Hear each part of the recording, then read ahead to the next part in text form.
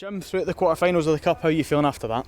I'm delighted, James. Yeah, I mean, obviously, the aim of the game is to get through to the next round. But I thought the manner in which we done it was the most pleasing. I thought we managed the game brilliantly in terms of picking and choosing the moments, when to get the ball down, when to knock it about and play and probe, but also when to go and lengthen the game and go and stretch Aberdeen. And I thought we'd done that brilliantly. It was a real complete performance in terms of the boys at the back defending. Jack Annick's not had a great deal to do in what he had to do in the first half in terms of coming and dealing with cross balls. I thought he'd done it particularly well. But the three in the middle of the park were outstanding. Young Doyle Hayes, what a find he's been.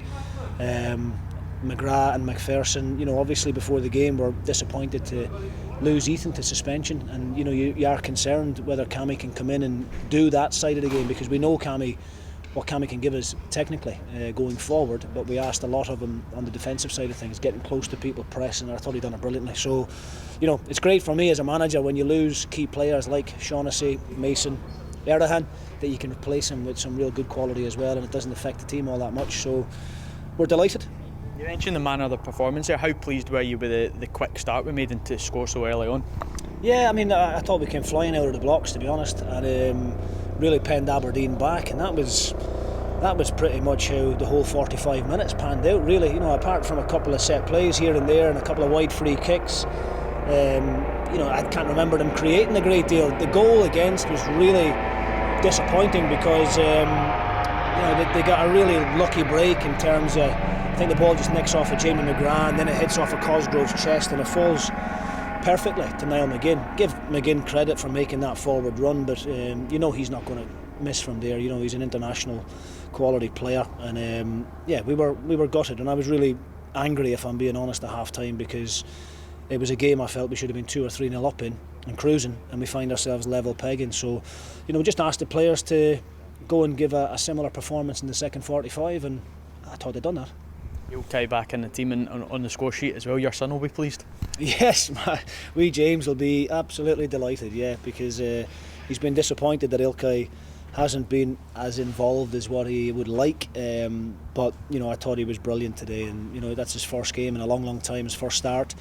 He's been involved in the isolation thing for nearly a month, so his fitness levels aren't where we want them to be either, but he's clinical in that dead ball position, and I was shouting on from the sideline to make sure that they let him take it, because I remember him scoring one very similar here not so long ago, and he was brilliant at it. So yeah, some really good individual performances, but it was more about the group today. Lee Irwin goes on for John Obika, does great, keeps a hold of the ball for us, links the game up.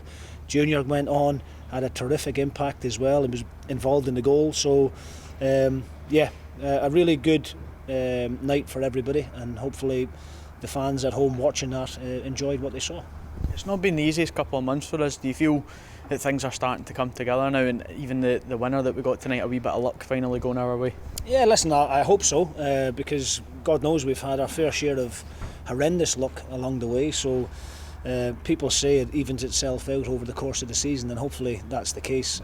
What I would like to even out over the course of the season is the penalty situation, because again, for me, the boy Hoban has to get over and through pretty much the back of John Obika to go and win that header.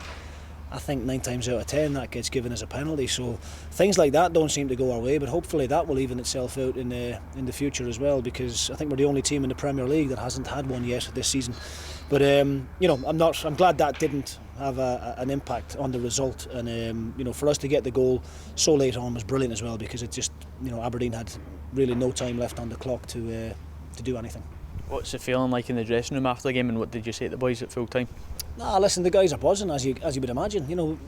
People might talk about the players that Aberdeen are missing, and there's no getting away from it. That the likes of Lewis Ferguson and McCrory are big players, but they've got some really good players coming in, the likes of Hayes and McGinn, and Ryan Hedge is a terrific player. Cosgrove, they knocked back a couple of million for before the window shut. So I don't think that was a weak Aberdeen team that we faced. I would imagine the team that we face next week will be probably have 3 or 4 changes in it, because I would imagine those two midfielders in particular, Ferguson and McCrory, will come back in. But look, it was all about us tonight. It wasn't about what Aberdeen were missing. It was, we were missing key players too. Erdogan, Shaughnessy and Mason are big players for us, but we were able to bring in the replacements, and those boys were able to do a similar job. And I'm just delighted. I'm delighted for everybody connected to the club, board of directors. It's nice to get an extra few quid from getting through to the next round.